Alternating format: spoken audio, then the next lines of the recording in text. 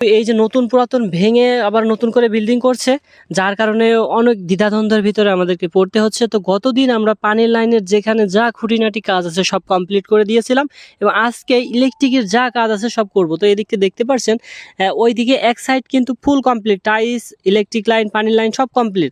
এইদিকে আবার সেম সিস্টেমে আরেকটা ফ্ল্যাট এরা বাড়িয়েছে, যার ফলে ভেঙে চুরে আবার নতুন করে করতে হচ্ছে। তো কি কি কাজ আজকে আমরা সারাদিনে করলাম সেটা যদি দেখাই একটুখানি। তো ইলেকট্রিকের পাইপগুলো আমরা গ্রুপ কেটে লাগিয়েছি, বোর্ডগুলো সবেমাত্র লাগিয়েছি, এবং এইদিকে একটা মেন সুইচের লাইন রেখেছি, যদিও আমাদের কাছে L2 বক্স নাই, যার কারণে বসাতে পারিনি।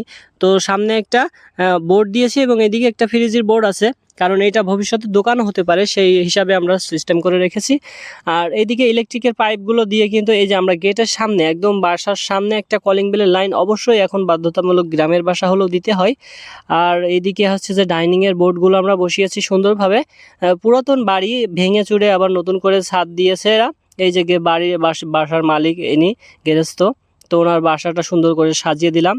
এদিকে হচ্ছে যে যা কাজ করেছে, এখানে রান্নাঘর বানিয়েছে রুমটা ভেঙে, তো সেই জন্য আমরা সুন্দর করে স্কোয়ারভাবে একটা আঁকা তৈরি করার জন্য সিস্টেম করে দিয়েছি। একটা মেন বোর্ড বসিয়েছি, একটা রাইস কুকার এবং প্রেশার কুকারের লাইন এদিকে করে দিয়েছি, যাতে করে সুন্দর করে এই জায়গায় রান্না বাড়া করতে পারে। গ্যাস চুলো ওইদিকে সিঙ্গেল লাইন দিয়েছি। তো সব মিলিয়ে পুরাতন বিল্ডিং এইটা একটা আগেরকার সিস্টেম ছিল, সুন্দর করে দিয়েছি। তো কাজ শেষ আমাদের, এখন বাসায় ফেরার পালা। তো আমাদের কাজ এবং ভিডিও ভালো লাগলে অবশ্যই লাইক কমেন্ট করবেন, আর কাজ যদি ভালো লাগে অবশ্যই কিন্তু আমরা সব ধরনের কাজ সব জায়গায় যেয়ে করে থাকি, ইলেকট্রিক এবং পানির লাইনের বিষয় আর কি। তো আমাদের সাথে যোগাযোগ করতে পারেন, আমাদের প্রোফাইলে কিন্তু নাম্বার, ঠিকানা সব কিছু দেওয়া আছে। আমাদের সাথে যে কোনো সময় যোগাযোগ করতে পারেন, আপনার যে